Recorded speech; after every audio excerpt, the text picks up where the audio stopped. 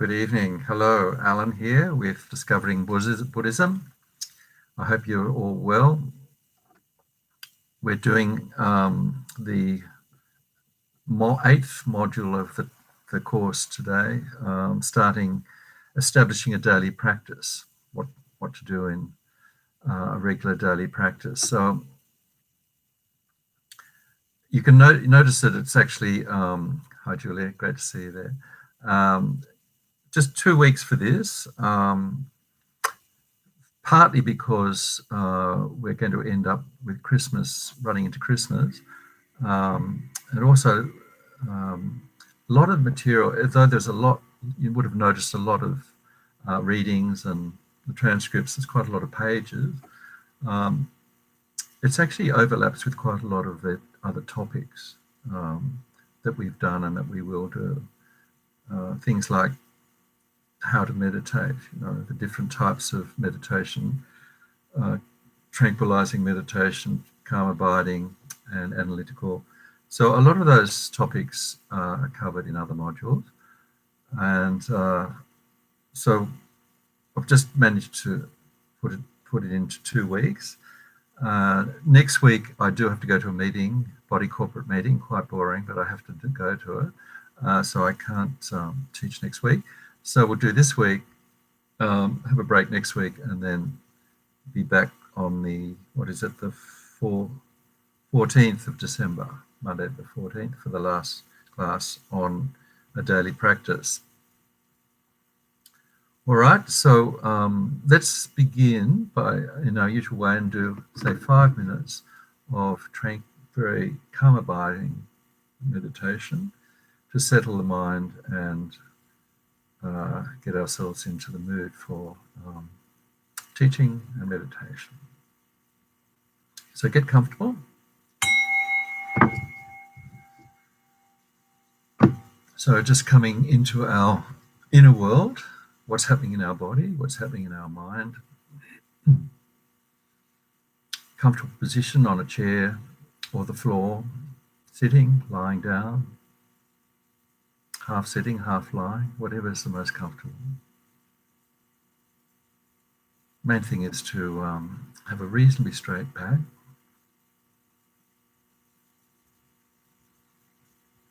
And be comfortable. And if the body's comfortable and relaxed, then the mind has got more chance of being relaxed as well.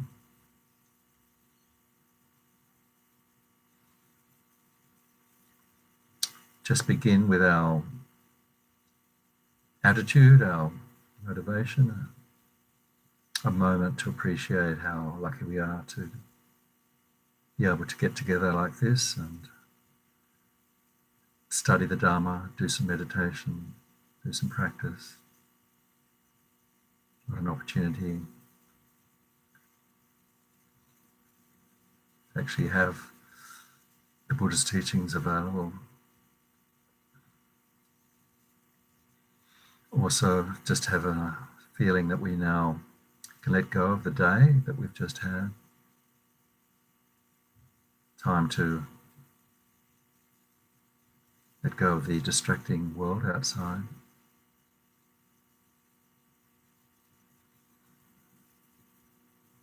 Time to take care of our inner world, our mind, the continent of the mind, the vast continent of the mind, the source of everything.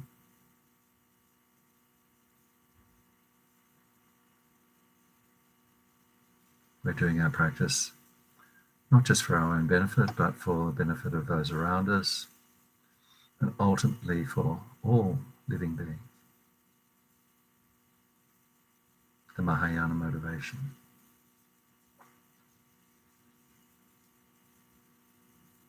Now coming into the body, just checking, are we comfortable?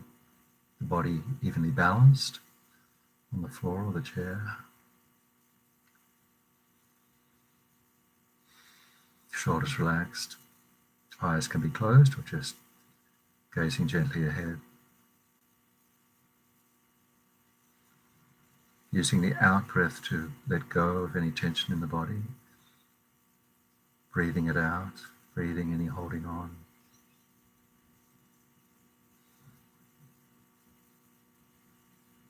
Any muscle tension.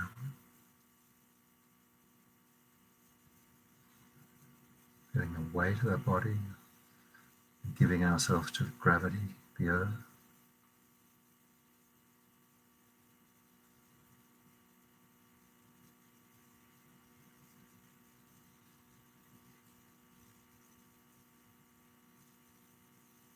And then coming into the breath and giving all our attention to the breath, how it enters and leaves the body without any control.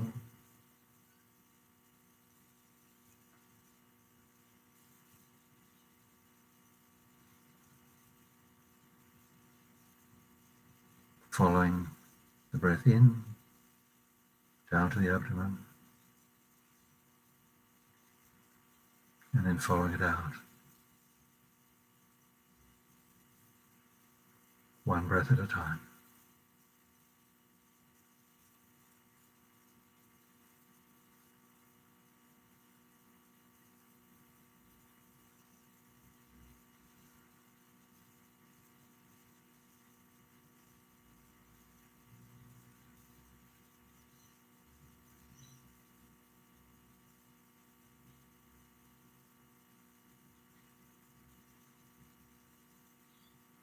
Thoughts may come and go, but we don't follow them. If we notice we're distracted, we just let go. Just a thought. Come back to the breath. Again and again.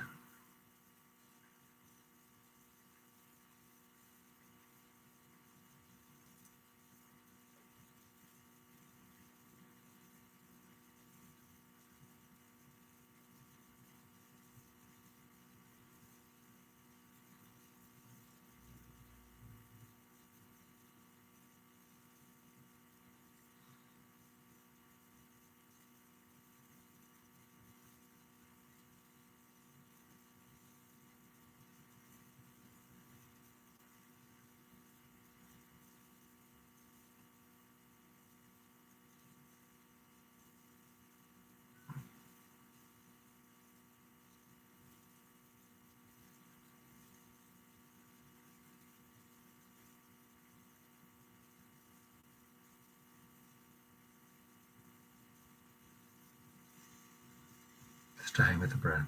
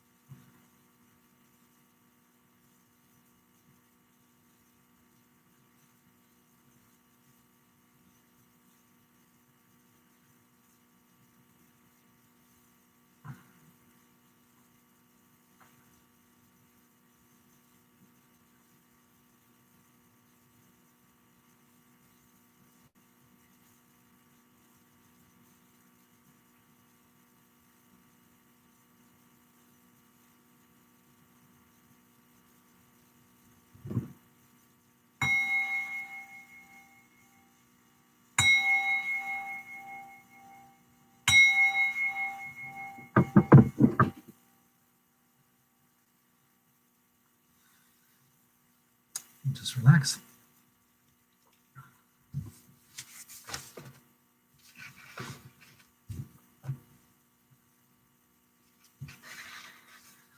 So just checking on the materials I sent out today. The first one is the weekly outline, just one page with some topics for each week. And then the reading list at the bottom, which I'll have a look at. Then the other one is the notes for today, a couple of, I think, what is it, 3 pages, 4 pages. Then there is the bundle of readings, which is quite a big bundle. It's by extracts from teachings by Lama Zopa Rinpoche, Lama Yeshe, and I think another one by Lama Zopa Rinpoche. And the first one, which is only, I think, 2 pages by Lama Zopa Rinpoche, is really a good one to start off with if you're short of time and a bit daunted by the amount of material. That first one is very concise. Then there's the transcript by Kendall. Kendall, can never say her name, Magnuson, Kendall Magnuson, very experienced teacher for FPMT, and she's taught this subject over a period of 6 weeks. So you can notice that the transcript is actually very long, probably about 100 pages of her teachings. But I was reading them today, some of her teachings today. I haven't got through them all, but they're good. They're very good. She's a very good teacher. She's got a very good flow of words, and she relates very Western experience very well. So I could recommend that. Then we've got, just looking at the reading list, apart from the course readings, there's a prayer that comes with the materials they provide called A Short Daily Meditation Practice by Lama Zopa Rinpoche. We'll have a look at that today. That's what it looks like. Picture of the Buddha. It's about, 3 pages, maybe 4 pages, which is a really good example of just a daily practice that we could do.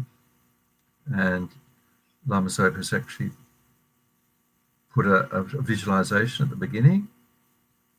And so that's a good one to consider as a regular thing that you could do each day. Apart from the usual prayers of refuge, bodhicitta, and so on, it's got a terrific composition by Lama Tsongkhapa called The Foundation of All Good Qualities. So that's in one page, one of the bit pages. It's like a condensed version of the Lam Rim, the whole of the Lam Rim teachings, in just a few verses. We'll have a look at that later. And so it's very good for sort of scanning the whole of the Lam Rim, which is recommended that we do preferably every day. They call it a, what do they call it? An overview. There's another word for it that I'll remember in a minute. So it's just like an overview of the Lam Rim in just one prayer. Then we've got How to Structure a Meditation Session by His Holiness the Dalai Lama.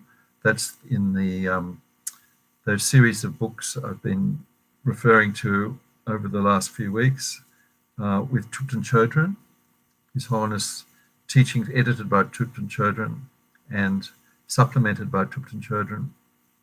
This is the second volume called The Foundation of Buddhist Practice, Chapter 6.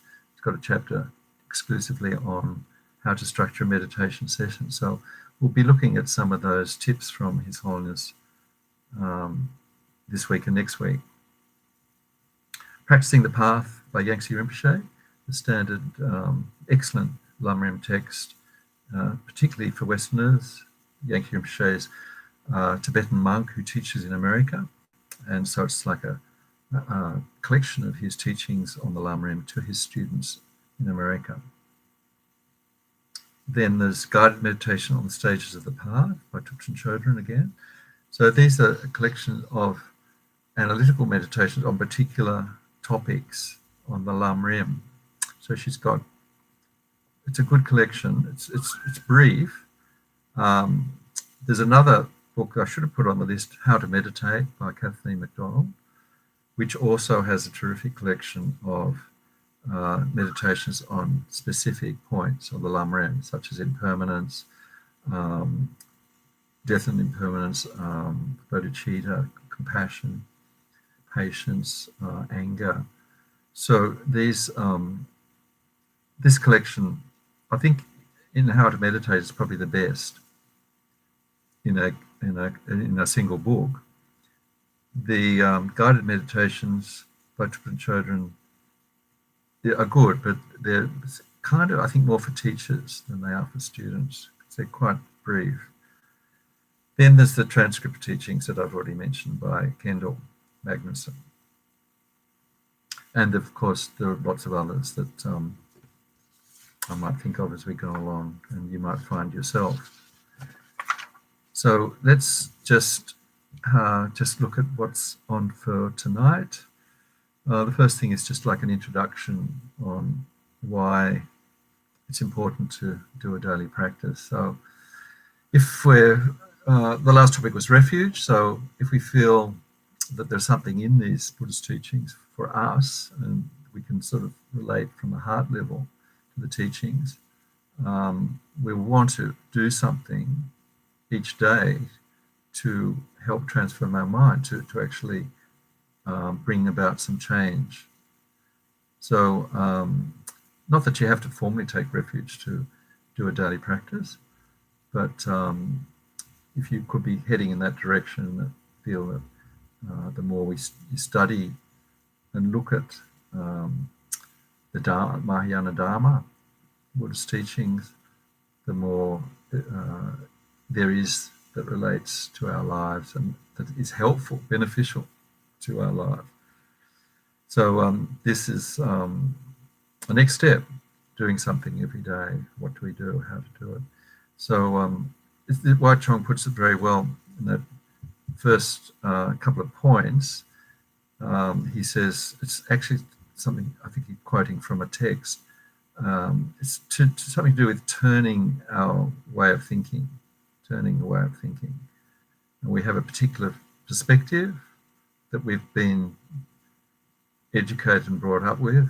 And actually, if we look at past lives, it's things that we've been carrying from one lifetime to another, very much entrenched ways of thinking from many, many innumerable lifetimes. So what we're doing is now meeting a set of teachings that are saying that our traditional instinctive way of thinking needs to be changed if we want to actually improve our lives in suffering and have more happiness and be more benefit to others. We need to do some work on our minds. Everything comes from mind. So suffering ends when we're able to set aside the fixated way of thinking on a particular perspective and get a more enlightened view. And that takes time, it takes repetition. So new habits and new ways of thinking, any sort of new thing, and if we think about learning the piano, that takes an enormous amount of time. It's because we're introducing a new skill, a new way of, a new thing to our mind, a new artistic ability. So even more so, if we're actually changing our way of thinking, there can be no greater challenge than to change our way of thinking, but nothing more worthwhile. According to the Mahayana Dharma, it's the only thing that's worthwhile, changing our way of thinking. And His Holiness puts it really well. Transformation occurs through familiarizing ourselves, that means repeatedly, with wholesome objects and beneficial perspectives. Another way of saying our fixated view of things, looking at things in a beneficial way. And familiarization occurs by doing formal sessions regularly and also between sessions. So we look at that as well. Daily practice involves sitting meditation, doing some sitting meditation each day, maybe in the morning, maybe in the evening, whenever it suits us, or maybe both. But also keeping some sort of mindfulness during the day between sessions. That's equally or even more important than the practice we do on the cushion.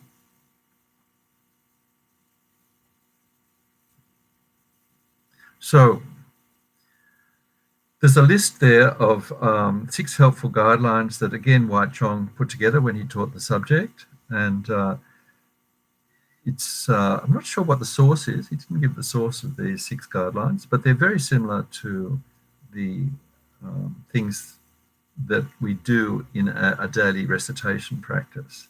So let's have a look at these 6 things. Now, the first thing is very physical, the place where to do our practice. Okay, so this is this. I'll just refer you to part of the readings, page 5. There's a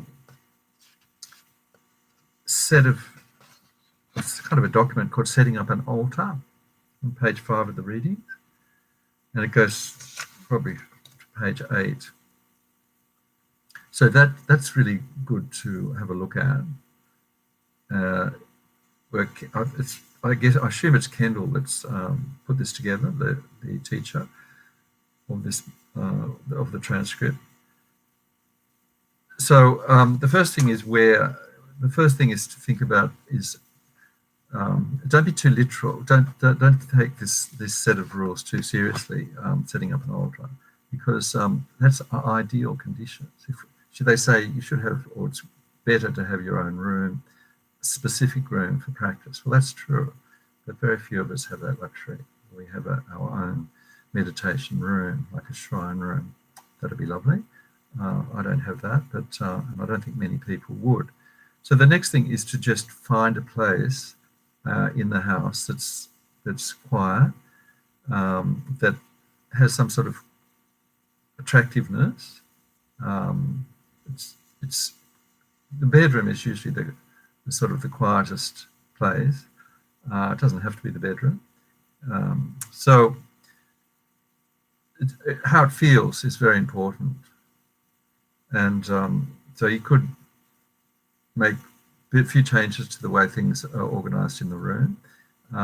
Notice that in the advice setting up the altar, they say it shouldn't be at the end of the bed.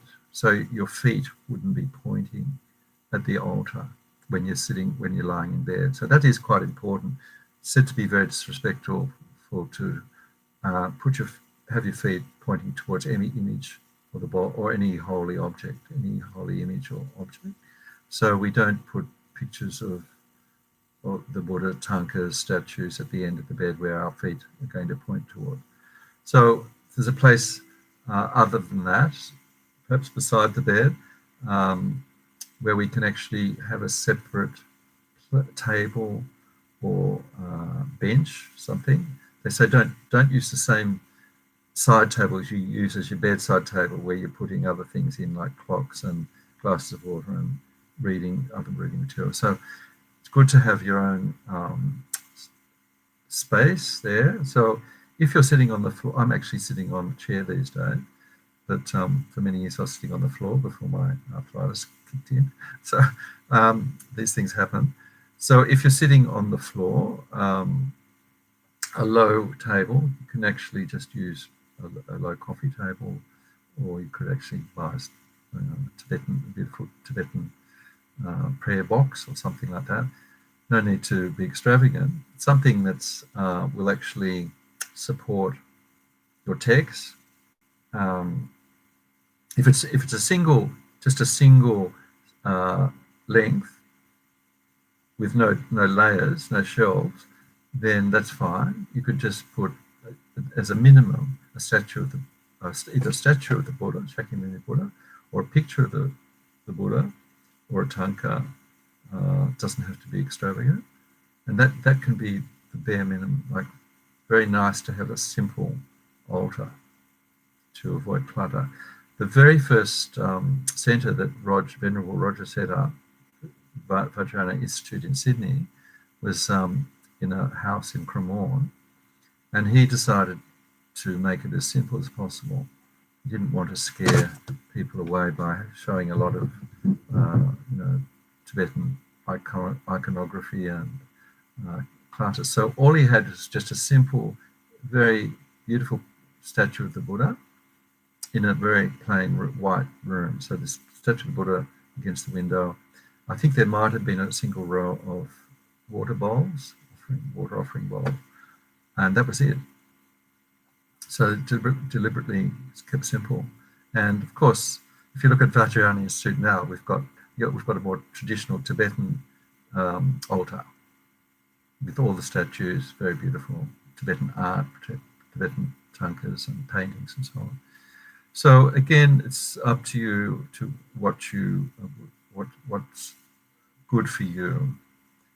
If you'd like more than a single layer, you can have like a bookshelf behind the bench that you're sitting, and you could have maybe 3 shelves, and you could have various objects on each shelf. So we'll talk about that later. We can talk about it now, okay? So if you do have 3 shelves, the traditional thing is to put the text up on the top shelf. That's the Dharma, the text. So maybe some books, could be some sutras, it could be a textbook that you use and like, could be, say, a prayer book, FPMT prayer book, or just a collection of texts. So text, the Dharma, always traditionally goes to the top, above all the other things that you have on your altar. Then the next thing is to have a Buddha statue. So the Buddha statue, if you don't have enough room, you could have it on the same level as the text. If possible, the text should be higher than the statue of the Buddha. And then a stupa. The stupa represents the mind of the Buddha. The text represents the speech of the Buddha. The stupa represents the mind of the Buddha, and the Buddha statue or image of the Buddha represents the body of the Buddha. So you've got body, speech, and mind there. And so that's roughly adapt things to be practical, and also have it so it feels good. I mean, this is important. It's really important. Some light. I actually, for me, light is really important. So I've got a lot of these LED lights, sort of hanging, or a bit like Christmas lights, hanging around my altar, because I find it really inspiring. I love lights, and actually can change the color of them. I can even have them flashing. I don't usually have them flashing, but I can actually change the color. And so you can have that, or you could have candles. Sometimes, if it's safe, candles. You can have electronic candles, which are much safer actually, from a fire point perspective. And so, at the start of each session, you can, good to actually have something that indicates that you're actually starting your practice. So for me, I switch on the lights. Other people who do water bowl offerings might fill up 7 water bowls, but usually 7 or 8 water bowls. So that's a practice, filling up water bowls and emptying them each night. That's what the water bowls represent. Food, let me think. Water for the feet, water for drinking, water for washing the feet, water for drinking. Flowers, incense, light, food, and music. Got them all? I think so. So you could have water bowls, or you could just have a flower, have something that you either light up the candle, set up the water bowls. There's a feeling that now we're starting the session. So that's very briefly the altar. I probably missed a lot of things, but I'll think of them later.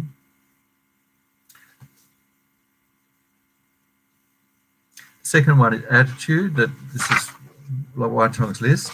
What do we bring?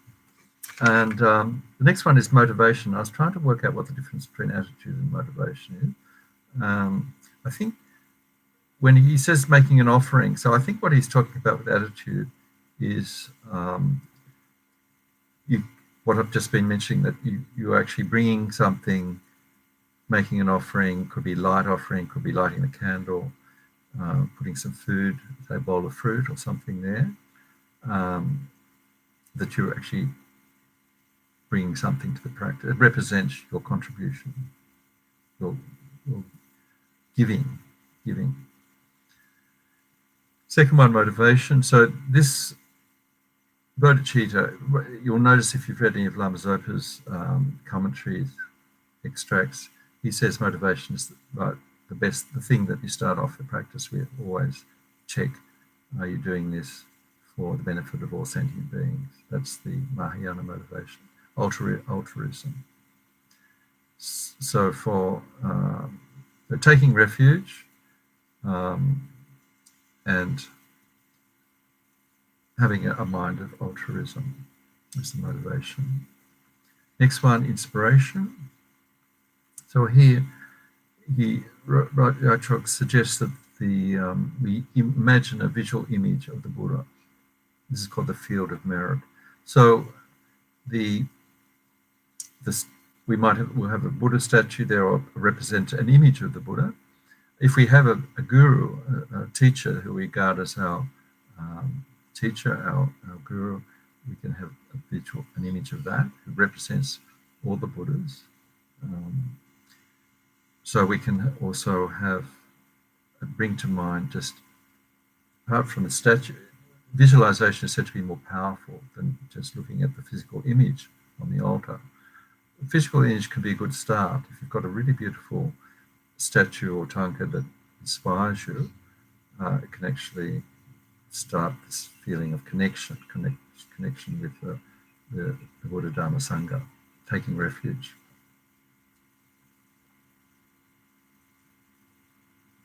Then favorable conditions.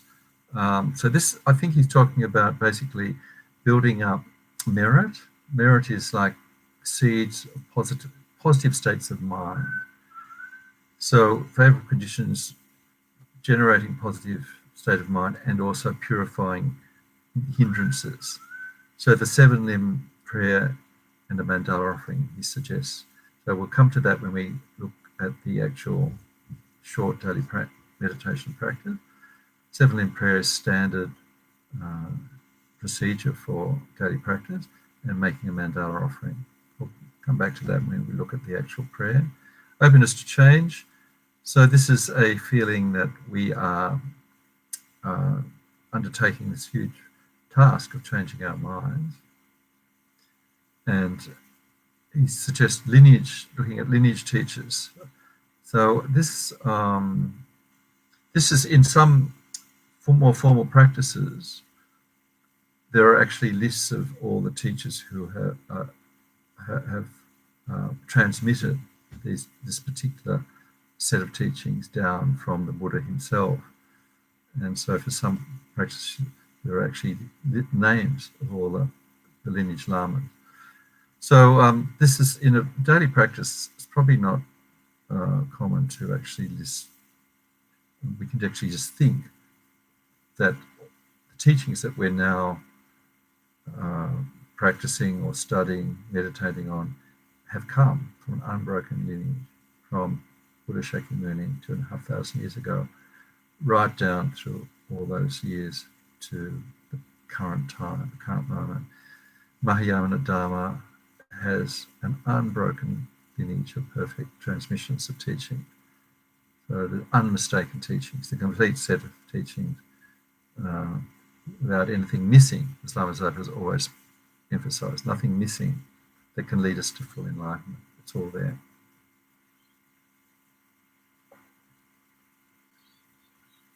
So, probably a good time just to now have a quick look at the short daily meditation practice.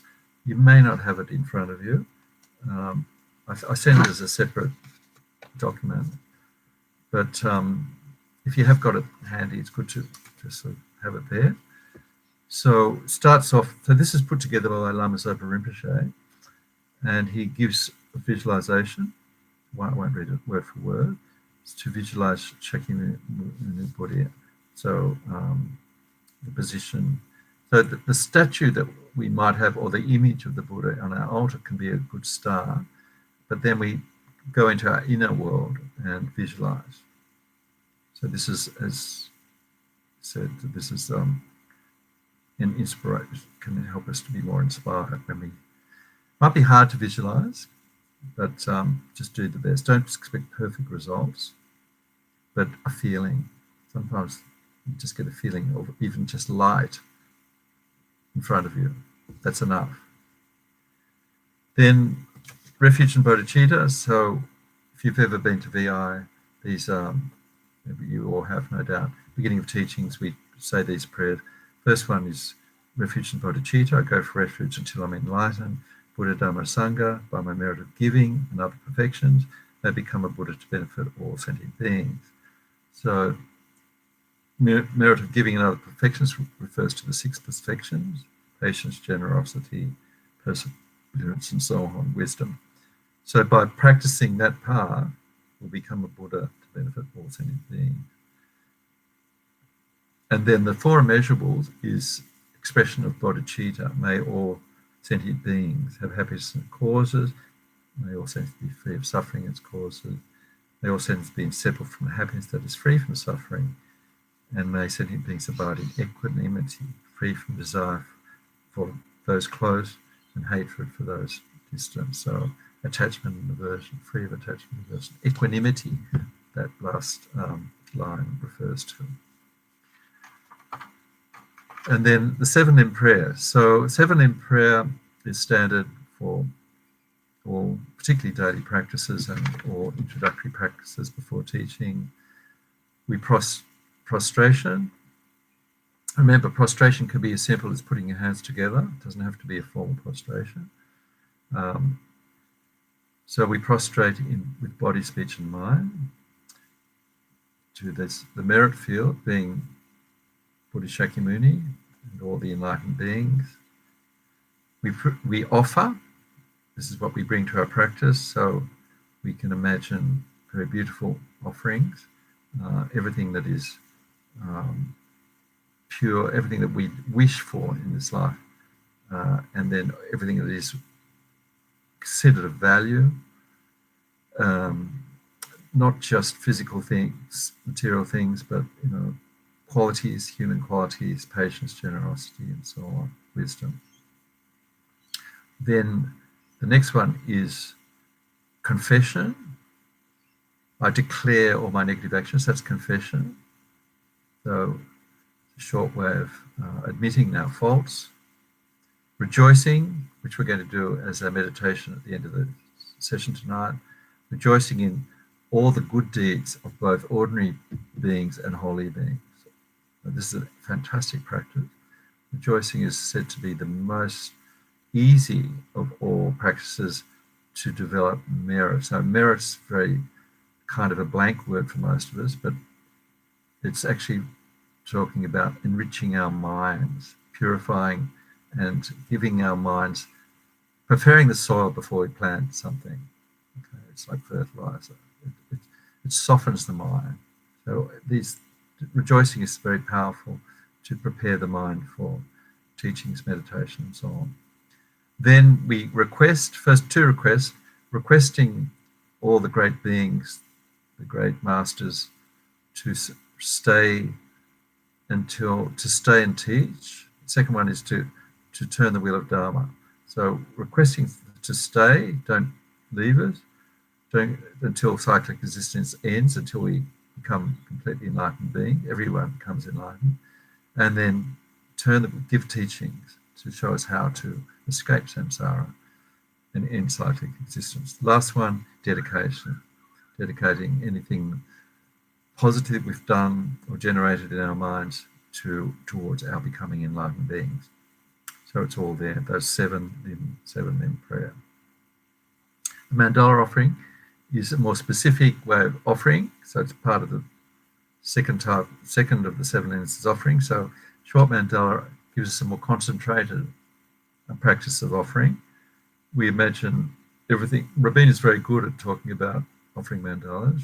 He just says everything that you can imagine as being extremely beautiful pure and precious. All the best jewels, the best food, the best flowers, lights, all the best of humanity, the compassion and wisdom of being, all goes into this mandala.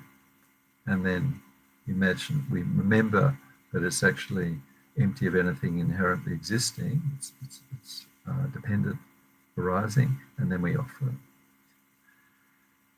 to the Buddhas.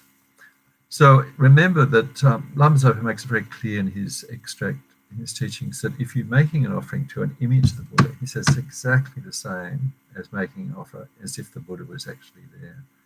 So the Buddha in his teaching said that. He said if you make an offering or do any practices before an image of him, it's the same power. So if we remember this can really increase the power of our practice. So next is this foundation of all good qualities. So it's a fantastic prayer, very concise, by Lama Tsongkhapa. It's what they call a glance view of the Lam Rim. That was the word I was trying to think of, a glance view. So you can see that if you have a look at some of the readings, particularly Kendall's teaching, she said it's very good every day to do a glance view of the Lam Rim, an overview of what the Lam Rim is all about. Now, the Lam Rim is huge. It's a massive set of teaching. But in this particular prayer, it's condensed into just around about a page. So first thing, I won't read it word for word, but the first thing in the Lam Rim prayer, the foundation of all good qualities is the kind and perfect Guru. So it's the importance of Guru devotion. So this is something that is part of the Lam Rim teachings. You don't have to have a guru, of course, right from the beginning, but we hope and pray that we will. If we haven't got a guru, we get one when the time is right, when we have enough merit and karma, good karma, to have a guru. Second one is appreciating the precious body that we've got and how impermanent it is. Precious human rebirth, it's called more formally.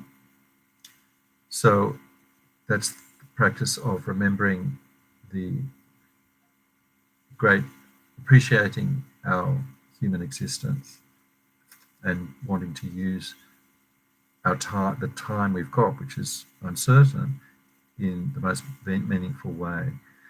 Remembering impermanence, that's the third verse, death and karma. Life is impermanent as a water bubble, quite poetic, very beautiful. How quickly this life can end, just like a water bubble.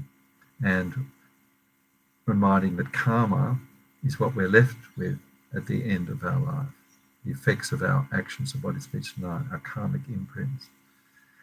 So having remembered this and being convinced that it's true, bless me to be careful to abandon even the slightest negativity. So avoid negative actions of body, speech, and mind, and as much possible do positive deeds. Next one is acknowledging that what they call samsaric pleasures, the pleasures of everyday life, are uncertain and can't provide lasting satisfaction. To help me realize this and generate a wish to be liberated from psychic existence. So that means be liberated from all future rebirths so that we actually become liberated and reach nirvana. So next one, to achieve this, we have to be very mindful, keep ethical conduct.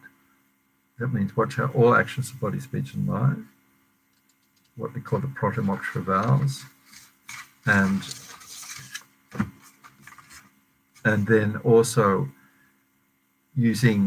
realizing that all the other beings are in the same position, that's bodhicitta, and so we have compassion for all those other beings who, like us, are subject to samsaric rebirth. So we have bodhicitta, generate bodhicitta. So we also need to develop morality, that's ethical conduct again. And so the more we observe ethical conduct, and taking vows can increase the power of ethical conduct.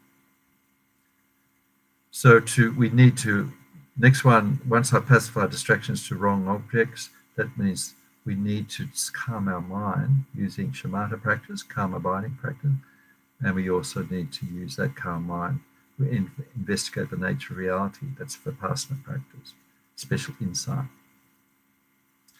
And to make things progress along the path more quickly, the next verse reminds us that Tantra will actually speed things up, the Vajra vehicle. And we need to actually have a sense of urgency and persevere with practicing with great energy. And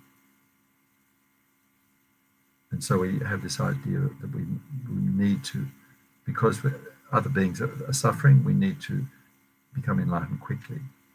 Next one, to purify, we need spiritual friends, and we need people to show us, gurus and teachers to show us the path. So we pray that they will help us.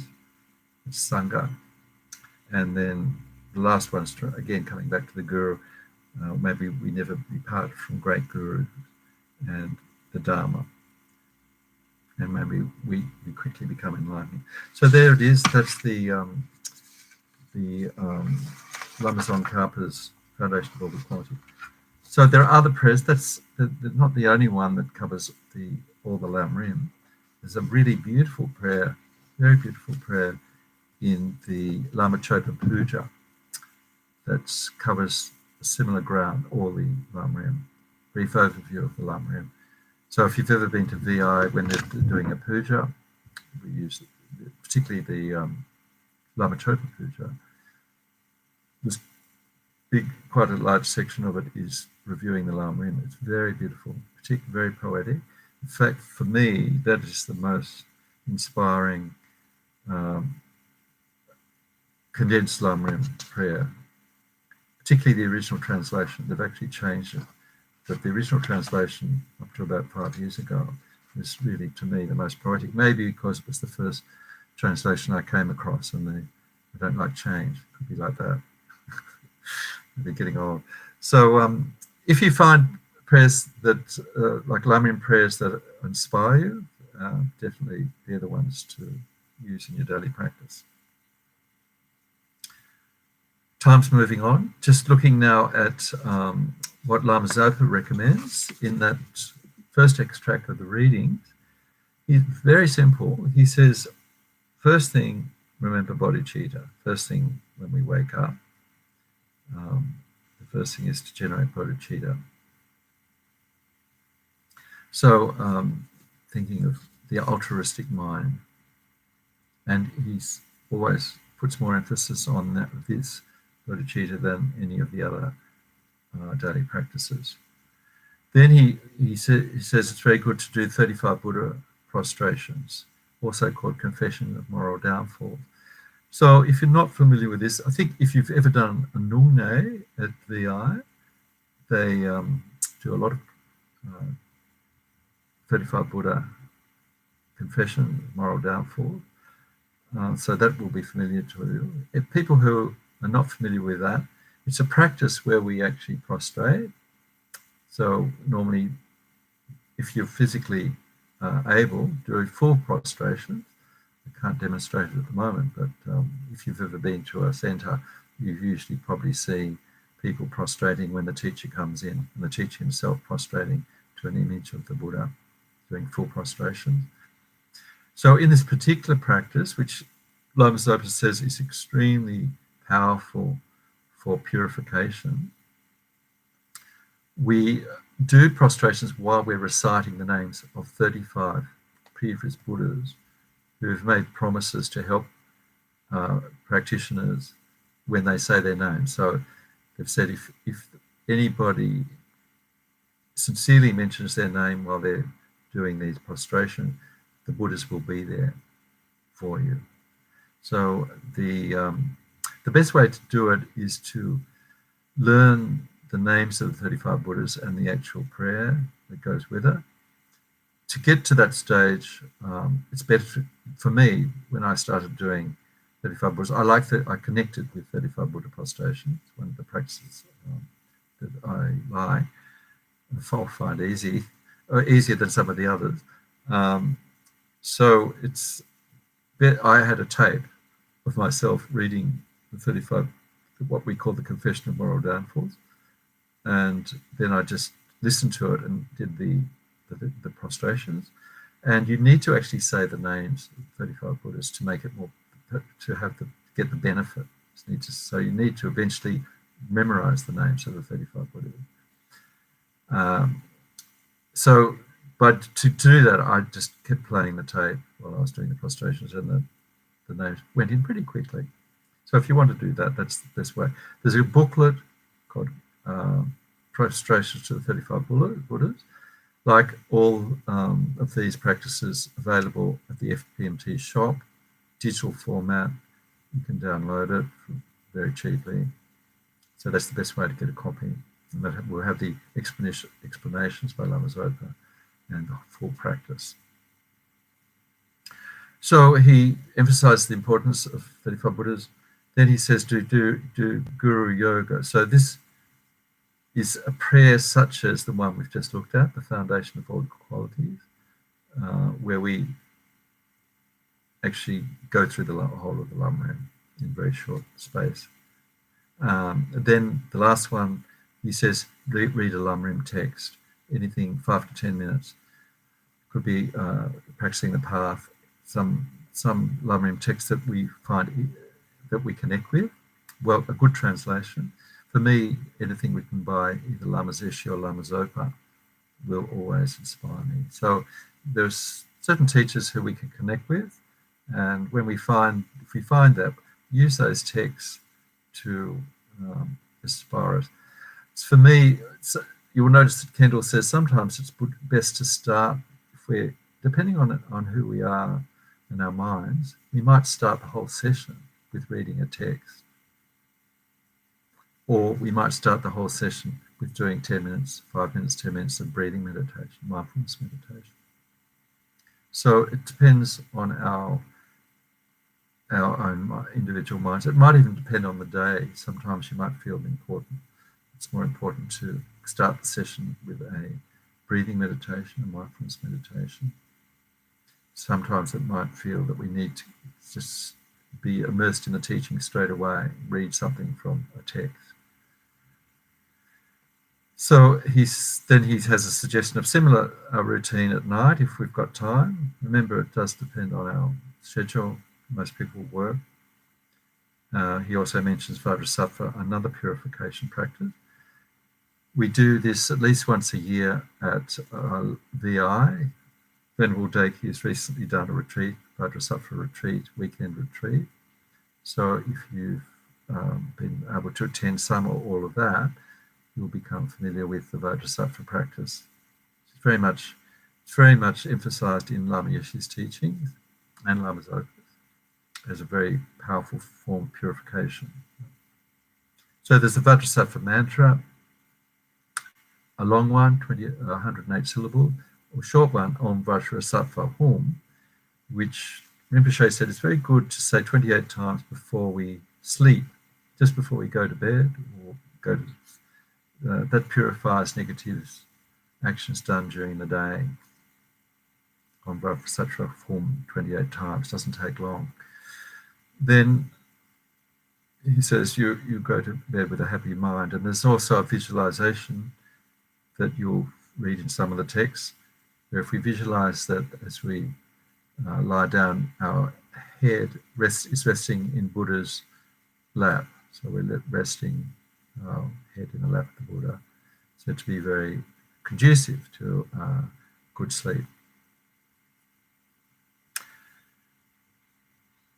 Notice that Lama Zopa stresses how important continuity is. So daily practice is all about continuity, doing it every day, not just waiting to feel it, but, today's the day I'm going to meditate, but just like our other routines of cleaning the teeth and doing the showers and so on, we actually will do it. Perhaps with more mindfulness than with some inspiration, if we can muster that. It's better if we can feel that we want to do it. So a short practice, even a few minutes, is better than a long, drawn-out practice where we're foggy and not focused. Short practice is best in that situation. And he says we can choose a different Lamrim topic each day or week. So apart from, we'll probably do more of this next week. So there's the overview, which Kendall says is very good, the overview of the Lamrim in a single prayer, just like the Lamazon carpet prayer we just looked at. But then it's good to go deeper. We need to go deeper. So more than an over week, we'd say choose for a day or a week that we're going to say do precious human rebirth, appreciating our human existence. And for that, we're going to need to have a guided meditation, one perhaps in how to meditate, or perhaps in the materials from DB, good meditations in the materials there, where we can actually guide ourselves in a particular meditation or a particular topic. Could be impermanence, death and impermanence, could be precious human rebirth. So we need to move topic by topic through the Lamrim and spend some focused time on each and allow the details of that meditation to soak into our conscious, our mind stream. That means repetition and time, giving time, using our analytical meditation to reason, and then when we reach a point, using the stability meditation to just rest our mind on that. For instance, how rare it is to be born human, and how fortunate it is compared to being born in, say, animal realm or other realms. So rather than just quickly move on to the next point, stay with that point and allow that truth, that essence of that teaching to soak in using our calm abiding meditation. Also, discussing with Dharma friends to keep their fires, embers glowing, the fire, the Dharma fire, our Dharma enthusiasm glowing. Very good analogy, good image. So fortunately with the pandemic, not much opportunity to do a discussion with friends, but you'll notice that VI has some classes now that are open, live teachings. I think one or two of White Chong's teachings are open for live teaching. But he's particularly good, his teachings, live teachings are particularly good at getting some discussion and opening up question and answer and discussion. When DB gets back, probably next year, to live teachings, hopefully we'll be able to do some more discussion, question and answer and so on.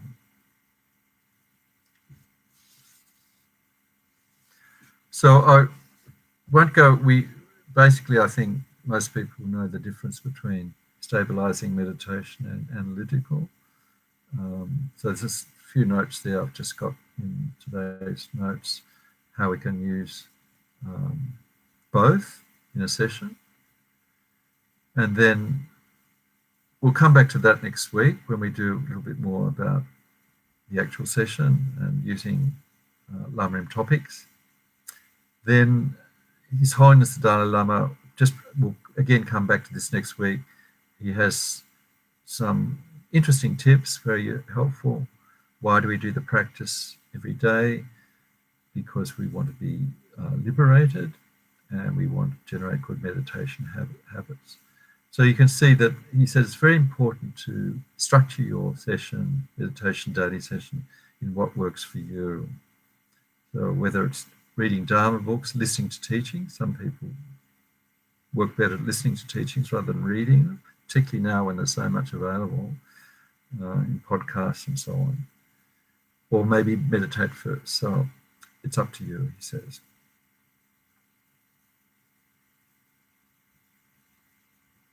and the length of the session is up to us as to what's available. So just just a few points from what Kendall's teachings. Then we'll do the meditation on rejoicing, which is one of the 7 limbs. So Kendall's has this very good. She's very good at talking about how to meditate on the Lamrim, and she's also very good at discussing how to carry on our formal meditation from the cushion to everyday life when we actually get out and we're outside the formal session. So she has this wonderful image of looking at the world through Lamrim glasses, which is, I think, very important. So once we sort of have some of the Lamrim in our mind, understanding, say, of perfect human rebirth, when we're out in the world, we can actually look at situations such as animals.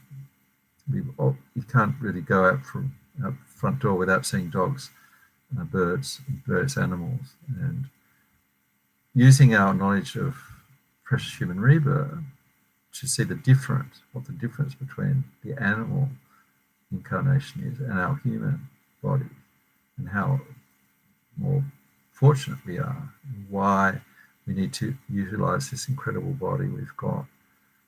Also seeing humans who are probably suffering, maybe suffering drug addiction or all kinds of difficulties, domestic violence and so on, who have a perfect human rebirth, but they're not in a position of being able to practice Dharma. They haven't come across the Dharma, maybe no interest in the teachings, whereas we do. But this is all part of seeing the world through our Lamrim glasses, applying the teachings to what we see in the outside world.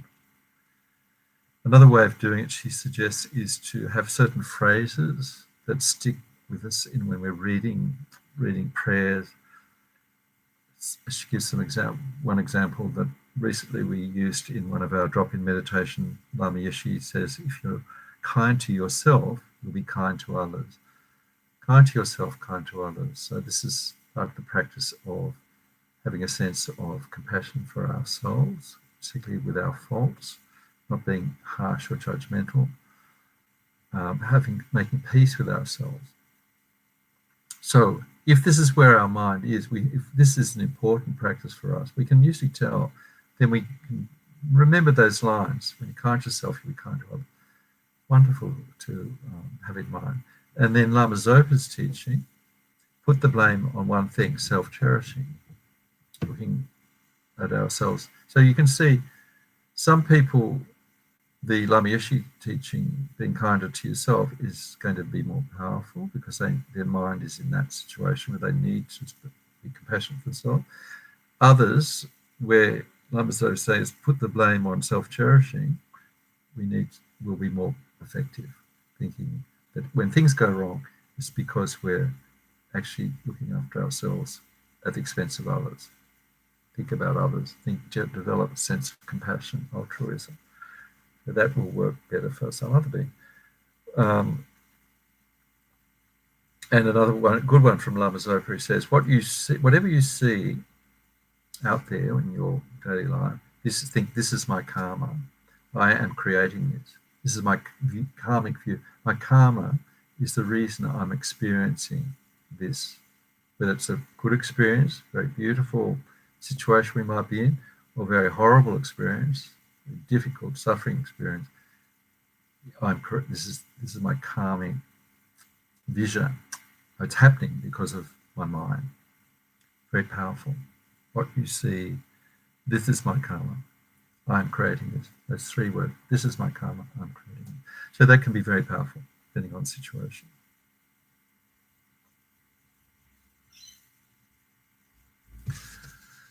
It's already 7:10, so I think we'll just go to our meditation practice for tonight. Enough of the blah, blah, blah, and we'll do this wonderful, for me, it's one of the uplifting meditations. As I said, and as all the teachers say, it's the easiest way to develop the mind, develop merit and positive imprints on the mind, rejoicing. So the benefits, just briefly, Lama Zopa mentions them, and the source of this is mainly from Kathleen McDonald's book, How to Meditate. But I think there might be in the materials for this module a meditation on rejoicing as well. But Lama Zopa says it's the easiest way to accumulate merit. He says it's like putting $100 in the bank and using compounding interest that increases very quickly, very high interest, which compounds. So the more you do, the more benefits you get. It's easy because we don't have to use any sort of formal equipment. It's just our mind. And if we want good luck, he says practice rejoicing, because we create our own good luck.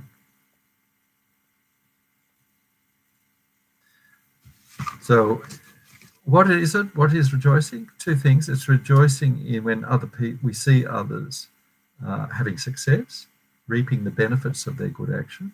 So financial success, winning the lottery, having great success in their career, having excellent health, longevity, excellent, say, relationships and private, personal life success. All these manifestations of good that people have created the causes. Remember, in karmic teachings, it's always what happens to us is always a result of causes, usually in previous lives in the past, that we've generated in the past. So we rejoice when other people. He gives the wonderful example of even if we see somebody in a stretched limo, avoiding this feeling, oh, what extravagance and how ostentatious. For the benefit of our mind, think they've got what they want. They want this big car. That's great. How wonderful. They're happy. They've got what they want. I rejoice. They've created the karma for that luxury. So it's obviously a different way that we might feel about, inequality. There's other ways we could think, but when we're doing rejoicing practice, we generate a sense of joy when we see others' success. Second one is to rejoice when we see others creating the cause of success. So others making offerings to charity, making offerings to holy objects such as Buddha, Dharma, Sangha, doing practices, going to teachings, doing retreats. So it could be a dharmic way of doing good deeds. It could be just helping others, helping older people, working with the sick, volunteering. So going, you think about people who are fighting for human rights, working with refugees. So these actions we look at, and when we see what they're doing, how wonderful. They're actually helping other beings, creating a cause for happiness for other beings, creating a cause of happiness for themselves. So we think, how wonderful. So that's basically all it is. And we actually start the practice with ourselves to make sure that we're not thinking that we're impoverished and we're looking out at how well other people are doing. We also remind ourselves that we are very fortunate as well and rejoice in our own good fortune. So we start off briefly looking at our perfect human rebirth and the fact that we actually have the seeds of compassion. We have done positive acts of generosity, compassion, patience, and so on. And then we move to others. All right, let's do that. Let's do the practice. So just get comfortable, sitting, lying, or whatever's relaxing. And we'll do our practice on rejoicing.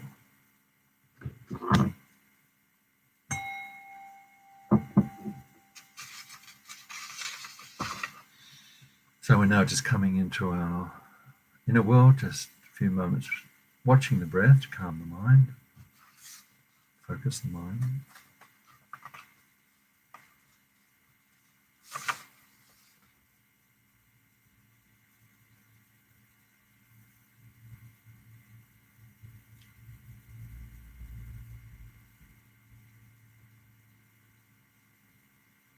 Remembering that rejoicing is one of the 7 limb practices. One of the practices we do before a meditation session. So this is a detailed practice on rejoicing.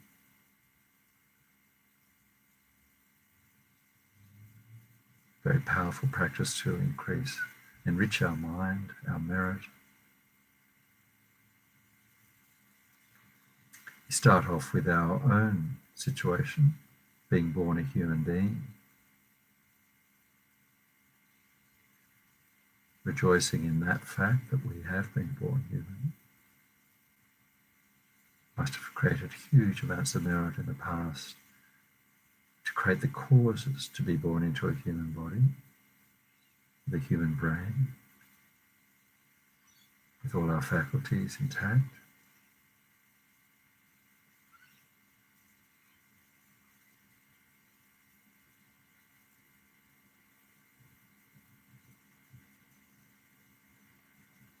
Not only born human, but born human in a country where we have all the needs of our everyday life, food, shelter, clothing.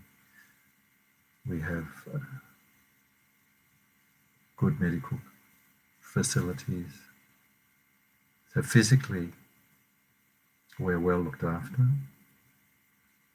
We have the basics and more.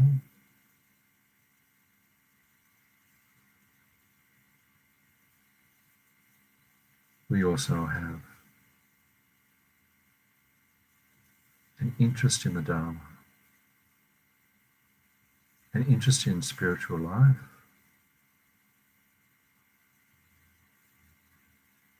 and we're born in a country where the Dharma is available, with Dharma centers and fully qualified teachers. How extraordinary. This moment in history, born human, a peaceful country, all material needs catered for with the Dharma, the teachings, and an interest in the Dharma.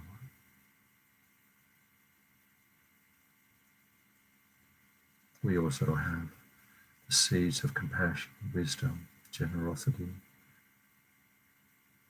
kindness.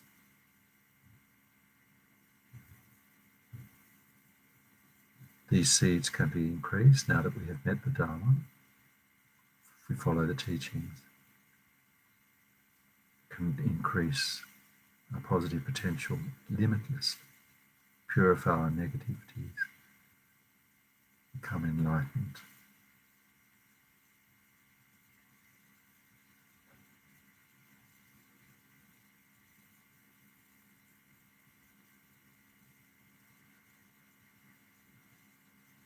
Then we look at other beings,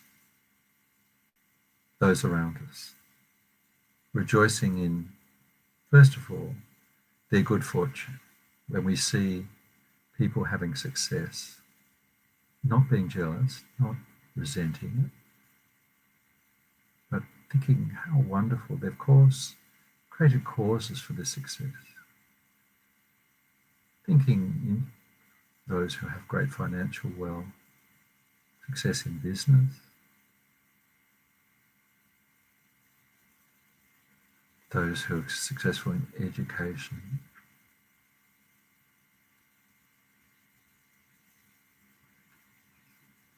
those who are successful in family and personal life, how wonderful. They're having this success, which is what they want.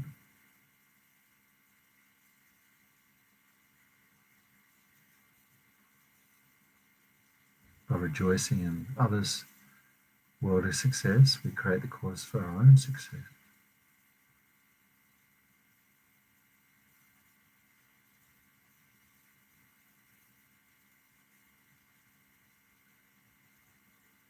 Also rejoicing in others' good health, long life, longevity.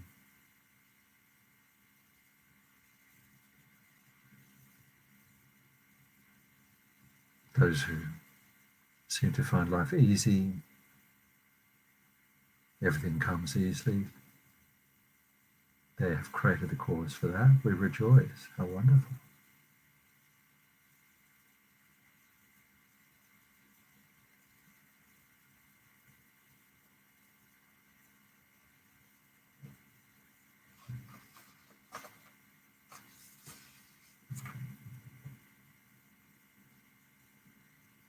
Then we move to rejoicing in others' positive actions that create the causes for success. Worldly success and spiritual success. When we see others making generous donations, charitable causes, helping the poor, when we see them donating their time and energy, helping others, often in difficult situations. Think of those working with refugees, providing services, providing counselling, looking after their rights, their human rights.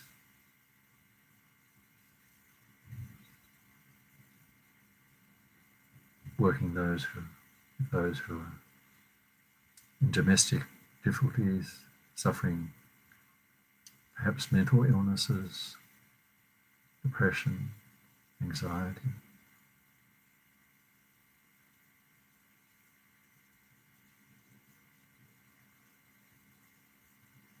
Those working in countries which are extremely unfortunate, where there is drought, poverty, natural disasters, political insurrection, torture. How incredibly wonderful that there are people doing this. We rejoice. How wonderful. We look at their actions and rejoice.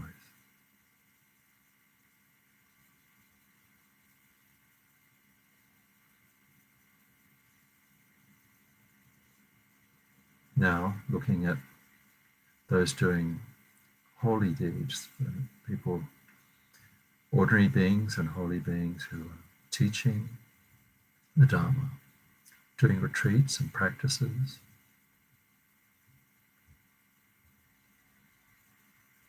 thinking of our fellow meditators who are doing practices that perhaps we can't do ourselves, retreats, attending teachings.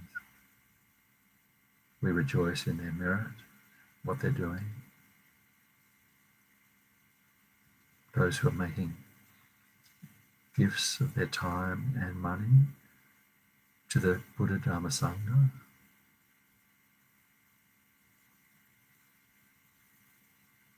We rejoice.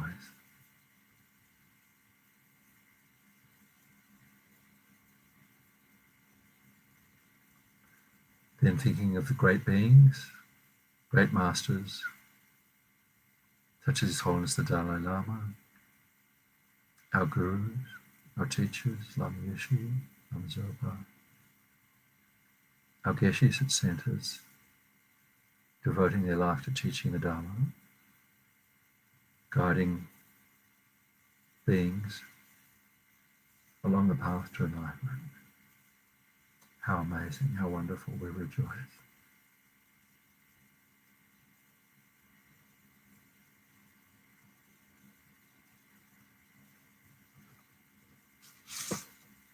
Also thinking of past masters such as Lama Tsongkhapa, Milarepa, Nagarjuna, those great beings who've revealed the Dharma, taught the Dharma, written texts that we are now able to benefit from.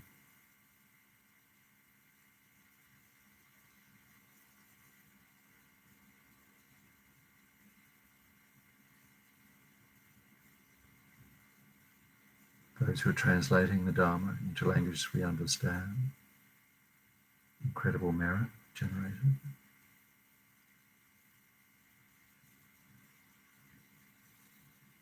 We rejoice.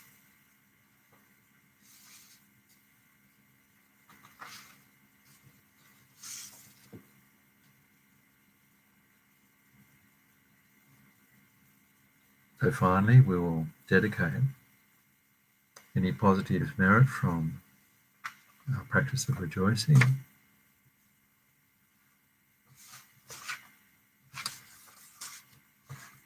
towards our progress on the path to enlightenment. And to help dedicate more effectively, I'm going to read Lama Zopa's special dedication for the pandemic, that we think of those who are suffering. However many sick sentient beings there are, may they quickly be freed from all sickness. May all sickness, without exception, of all transmigrating beings never occur again. Due to the merits of the 3 times collected by me, numberless Buddhas, numberless sentient beings, may all wars, sickness, famine, torture, poverty, economic problems in the world, or dangers of earth, water, fire, and wind be pacified immediately. May perfect peace and happiness prevail in everyone's hearts and lives.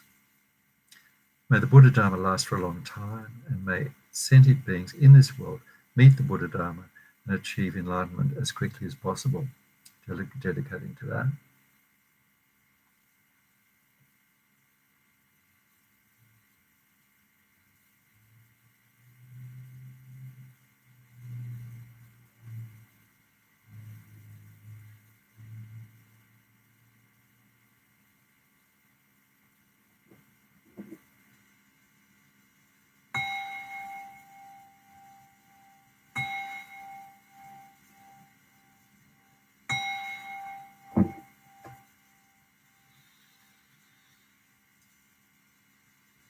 So that's session tonight.